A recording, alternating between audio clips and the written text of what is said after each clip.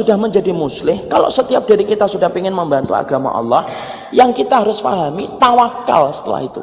Jangan terburu-buru, jangan terpancing dengan kegiatan ataupun dengan sesuatu yang kontraproduktif. Sabar. Kalau kemudian kita sudah mengambil jalan untuk memenangkan agama ini, pahami proses. Jangan terburu-buru. Yang merusak agama ini itu orang yang terburu-buru. Kenapa Allah menciptakan langit dan bumi itu sampai 6 hari? Dari Ahad, Isnin, Selasa, Arbi'a, Khamis, Jumat. Allah ciptakan alam semesta ini 6 hari, Pak. Padahal bisa nggak bagi Allah menciptakan alam semesta ini langsung jadi? Gampang, kecil, kun fayakun, jadi. Kenapa Allah menciptakan alam semesta ini 6 hari? Imam Ibnu Katsir berkata, karena Allah ingin memberikan pelajaran kepada setiap orang yang beriman. Semua itu ada prosesnya. Sabar. Kenapa Rasulullah itu dimenangkan oleh Allah itu setelah 23 tahun, Pak? Padahal orang yang paling berhak untuk dikabulkan doanya itu Nabi, Pak. Tapi Nabi itu kemudian dikalahkan dulu selama kemudian 13 tahun di kota Makkah, terusir dari kota Makkah 10 tahun di Madinah, baru menang, Pak. Untuk menyampaikan kepada kita, kalau Rasulku dan Nabiku aja 23 tahun, apalagi antum, enggak Nabi, enggak Rasul. Pinginnya kok cepet-cepet, lalu kemudian akhirnya apa? Melakukan berbagai macam perkara-perkara yang kemudian akhirnya mendatangkan kemudaratan bagi kaum muslimin dan bagi umat. Ya enggak gitu. Setiap dari kita kalau sudah kemudian menjadi muslim, habis ini kita ingin membantu agama Allah sesuai dengan kemampuan kita, Pak. Ada yang bisanya Bapak nyuci sarung setelah ini kita letakkan di masjid. Apapun itu nanti kita bantu agama Allah. Kalau orang itu sudah berpikiran bahwasanya dia menjadi muslim, orang kalau sudah muslim itu menang, Pak. Tinggal tawakal kepada Allah. Tawakal itu gimana? Ya tawakal serahkan sama Allah. Allah tidak pernah menuntut hasil, tetapi Allah itu melihat proses. Kalau Allah kemudian menuntut hasil, Pak, Nabi Nuh itu nabi yang paling gagal, Pak.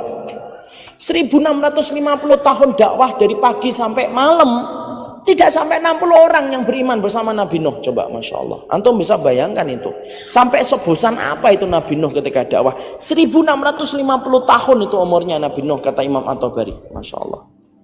Nah, kalau misalkan kita nasihatin pengikutnya Nabi Nuh sabar gitu, jawabnya mana itu sabar 800 tahun gitu, saking panjangnya umur. Itu pun tidak sampai 60 orang, Pak. Dalam satu riwayat itu disebutkan itu Nabi Nuh. Tapi kenapa Nabi Nuh itu diangkat menjadi pemimpin ulul azmi di antara para rasul? Karena Allah melihat kepada prosesnya dan bukan hasilnya. Sama, kalau nanti membantu agama Allah, maka kemudian jangan buru-buru pengen menang. Allah yang ngatur, Pak. Dan Allah itu tidak pernah kemudian salah waktu. Memunculkan durian pada waktunya, memunculkan mangga pada waktunya, memunculkan jeruk pada waktunya. Jangan kemudian terburu-buru. Dan setelah itu, setelah kita paham Allah itu menuntut kepada kita proses dan tidak menuntut hasil, yang kita pahami tawakal sama Allah. Orang kalau tawakal itu pasti dimenangkan oleh Allah, Pak. Tawakal itu kayak siapa sih, Ustaz? Tawakal itu kayak tawakalnya ibunya Musa itu loh. Itu gambaran kata Imam Ibnu Qayyim. Gambaran tawakal itu kayak kemudian ibunya Imam Musa, ibunya Musa. Ibunya Musa itu, Pak, ketika mau lahiran sudah berdebar-debar. Ini laki-laki atau perempuan ini anak saya ini. Cepret lahir, Pak. Laki. Padahal Fir'aun sudah membuat pasukan khusus untuk memenggal kepala bayi laki-laki. Anak itu pernah tertarik untuk mempelajari berapa bayi yang dipenggal kepalanya oleh pasukannya Fir'aun. Tidak ketemu, Pak, riwayatnya. Tapi yang jelas yang saya dapatkan, pasukan khusus yang dibentuk sama Fir'aun setelah mimpi itu pasukan bengis, Pak, karena dia berani memenggal kepala bayi. Nah, buas bengis kejam digedor setiap rumah itu. Ibunya Musa ketika lahir, laki. Maka kemudian apa yang dilakukan? Tawakal, ya Allah, ini gimana? Kemudian akhirnya apa? Lihat, Allah kemudian memberikan pertolongan sama orang kalau sudah bersandar sama Allah, Pak. Ambil keranjang diambil. Letakkan anakmu itu di atas keranjang itu. Diletakkan Pak Musa di atas keranjang. Bawa ke pinggir sungai Nil. Bawa Pak ke pinggir sungai Nil bersama kemudian dengan kakaknya Nabi Musa.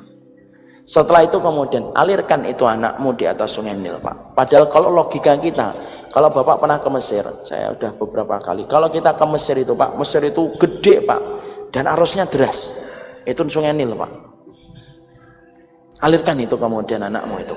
Loh, keranjang itu dialirkan, Pak. Tawakalnya diletakkan sama Allah. Diletakkan, tak, ngalir itu keranjang.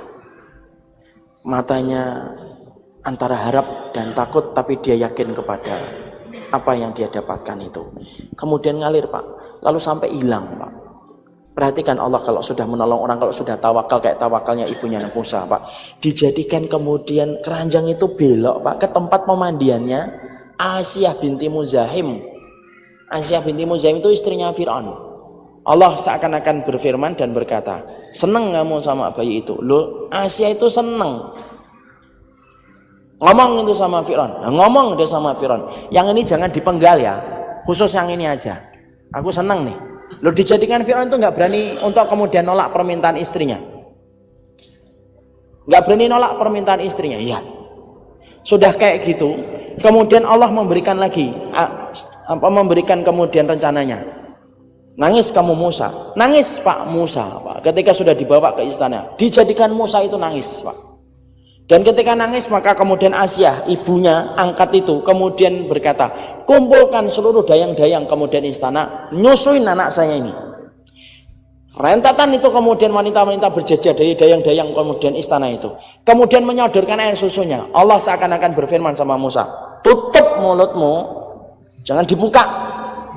Loh, setiap perempuan yang nyodorkan air susunya, Pak, Musa itu diem, Pak, tidak membuka mulutnya.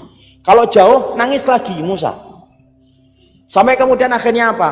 Kemudian orang memberikan usulan kepada Asyah binti Muzahim. Kamu umumkan ke seluruh penjuru negeri aja. Siapa yang bisa nyusuin Musa? Karena mungkin dia nggak cocok dengan air susu wanita-wanita yang ada di istana. Dibuat pengumuman, Pak. Loh, ketika dibuat pengumuman, orang itu ratusan ribuan ngantri, Pak, supaya kemudian mendapatkan hadiah dari istana, Pak. Loh, dijadikan setiap perempuan yang nyodorkan itu, Allah berfirman, tutup itu mulutmu Musa. Nutup, Pak, mulutnya Musa, Pak. Tidak sama sekali pingin untuk kemudian nyusul kepada setiap wanita yang menyodorkan air susunya, Pak. Berita itu dibaca sama kakaknya. Lari kakaknya, Pak.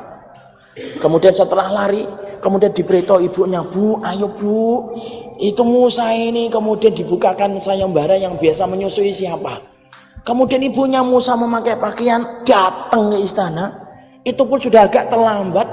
Lalu kemudian ketika jatuh gilirannya di dekat Musa, Allah berfirman, buka mulutmu Musa. Dibuka, Pak, mulutnya Musa, nyusu sama ibunya sampai kenyang, dijadikan menjadi ibu susuan. Setiap hari dia ketemu Musa di tempat istana yang justru memberikan keputusan untuk membunuh setiap bayi laki-laki. Allah kembalikan Musa kepada ibunya, bukan dengan jalan perang, tidak ada pertumpahan darah. Itulah al-latifnya Allah, itulah maha lembutnya Allah. Kalau bagi orang yang tawakal, Pak.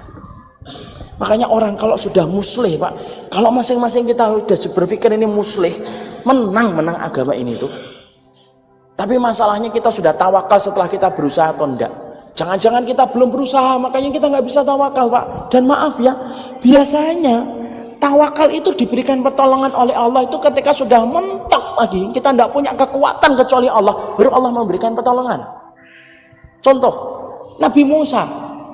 Kapan Allah memberikan pertolongan kepada Nabi Musa? Bukan di awal-awal dakwah, Pak. Tapi Nabi Musa diberikan pertolongan oleh Allah ketika Nabi Musa ketika malam diberikan wahyu. Keluar kamu dari Mesir. Keluar itu Musa dari Mesir. Mentok Laut Merah. Lu belakangnya pasukannya Fir'aun. Sudah tidak ada harapan kecuali Allah, Pak. Di depannya lautan, di belakangnya pasukannya Fir'aun. Apa yang Allah berikan? Pukulkan tongkatmu. Pukulkan tongkatmu. Lautan kemudian menjadi daratan, dilewati Musa, Pak. Setelah ngelewatin sampai ke tepi daratan, kemudian Musa diperintahkan lagi, pukulkan tongkatmu kembali. Lautan lagi itu daratan menjadi lautan, ditenggelamkan Fir'aun, Pak. Kapan? Ketika Nabi Musa itu sudah mentok di depan Laut Merah, justru itulah kemenangan Musa alaihissalam. Kapan Nabi Ibrahim dikasih pertolongan sama Allah? Ketika sudah diikat, Pak, di atas. Nabi Ibrahim itu tidak tahu kalau api itu jadi dingin. Jangan kita kira nanti, oh Ibrahim sudah tahu jadi dingin. Nggak tahu, bro, itu. Dia nggak ngerti, beliau itu nggak ngerti kalau kemudian api itu akan menjadi dingin. Dinaikkan di atas, dikir hasbunallah wa ni'mal wakil. Pasrah Pak, mentok, tidak ada kekuatan lagi kecuali Allah. Disitulah Allah baru memberikan pertolongan, dijadikan api itu jadi dingin Pak. Pertolongan itu kapan? Tepat kalau kita ini sudah mentok, tidak ada kekuatan kecuali Allah, baru Allah akan memberikan pertolongan. Bapak lihat dalam kehidupan masyarakat, ada pasangan suami istri itu kadang-kadang kalau belum punya anak, kesana kemari mendatangi dokter Pak. Ketika datang ke dokter tidak hasil-hasil. Tapi ketika sudah pasrah, istrinya ngomong, sudah Pak, sudah Mas, anak tidak kuat dipasangi alat-alat, sudahlah. Sudah saya tidak kuat Mas, saya nggak mau lagi datang ke dokter. Ketika nggak mau datang ke dokter Pak, setahun, 2 tahun, lu malah kemudian memiliki putra dan keturunan Pak. Apa yang kita dapatkan? Orang itu kalau sudah tawakal di dalam agama Allah, sudah mentok, pasti Allah akan memberikan pertolongan. Jadi kalau kita nanti dapatin curhatan sama teman kita, kok agama ini tidak menang-menang ya? Ngomong aja, belum mentok Mas, tenang aja. Nanti kalau sudah mentok, nanti Allah akan memberikan kemenangan. Dan itu Pak, artinya tawakal Pak. Dan Allah pasti akan memberikan kebaikan untuk kita. Makanya inilah yang menjadikan kita akhirnya memahami, inilah kemenangan agama Allah. Sesuatu yang sudah diberitakan oleh Rasulullah. Ana yakin Pak, kalau Jombang aja kajian sebanyak ini, kalau kemudian di tempat lain, ustadz-ustadz yang lain, ada Ustadz Somad teman saya, ada Ustadz Hadi sahabat saya, sampai kajian-kajian mereka ramai, itu sudah Allah mulai memberikan kepada kita. Loh, kalau aku sudah berkehendak, itu siapa yang bisa melawan kehendakku? Dulu Pak, dapetin orang banyak datang ke masjid itu tidak terfikir oleh kita Pak. Saya itu waktu SD, siapa yang kemudian datang ke masjid Pak? Di Kudus itu tidak ada kajian Pak. Sabtu Ahad aja Pak, yang paling yang datang beberapa gelintir Pak, yang paling cuma 3 Pak. Yang 2 ngantuk, yang 1 ke kamar mandi, selesai urusan sang khotbah. Loh sekarang rame Pak, orang kemudian datang, siapa yang menggerakkan hati semuanya ini? Sampai kemudian Bapak polisi bantuin, Bapak aparat ikut ngaji, siapa yang menggerakkan hatinya Pak? Allah yang menggerakkan hatinya Pak. Kalau Allah sudah berkehendak, coba kita nyari kajian kayak gini. Misalkan masjid ini dibangun 15 tahun yang lalu, ngadain kajian, sepi anak yakin. Tapi semua sekarang diberikan oleh Allah. Bunga-bunganya sudah mulai mekar Pak. Tinggal musim seminya, tinggal sebentar lagi. Pastikan nanti kalau musim semi itu datang, saya Bapak bukan hanya solih, tapi menjadi muslih sesuai dengan kemampuan kita Pak. Dan saya mengingatkan terakhir kalinya perkataan Imam Malik, innallaha qasamal a'mal kama qasamal arzaq. Allah itu bagi amal sebagaimana Allah membagi rezeki. Tidak bisa semuanya harus di depan ngomong, tidak bisa Pak. Kalau semuanya rebutan mic, terus siapa yang dengerin? Ada yang ngomong, ada yang baca, ada yang videoin, ada yang nge-share, ada yang motong, ada yang kemudian nanti menyampaikan hasilnya ini kepada istrinya. Ayo istriku kita jadi muslih yuk, jadi suami yang muslih, jadi istri yang muslih, muslihah. Nama saya Nisa Bi, bukan muslihah. Muslih itu artinya kontribusi untuk agama Allah. Kalau kemudian kita nanti membantu sesuai dengan kemampuan, Allah membagi amal sebagaimana Allah membagi rezeki. Makanya Masya Allah, bisa jadi Pak, ada yang ngatur itu motor, itu lebih mulia daripada saya. Kenapa? Bisa jadi dia lebih ikhlas daripada saya. Tapi yang jelas kita disamakan dengan satu benang merah. Kita sama-sama ingin menjadi muslih. Agama ini tidak cukup menjadi solih, tapi agama ini harus menjadi muslih. Musim semi itu akan datang. Orang kafir benci kemenangan itu miliknya Islam. Mereka hanya bisa merusak bunga, tapi mereka tidak bisa menahan musim semi. Musim semi itu miliknya saya dan Bapak, dan milik orang yang beriman kepada Allah dan Rasulnya. Ini yang dapat saya sampaikan dalam pertemuan hari ini. Semoga Allah memberikan keberkahan atas seluruh yang kita pelajari, atas seluruh yang kita kaji. Moga-moga kita selalu akan menjadi muslih pada kehidupan iman dan keislaman.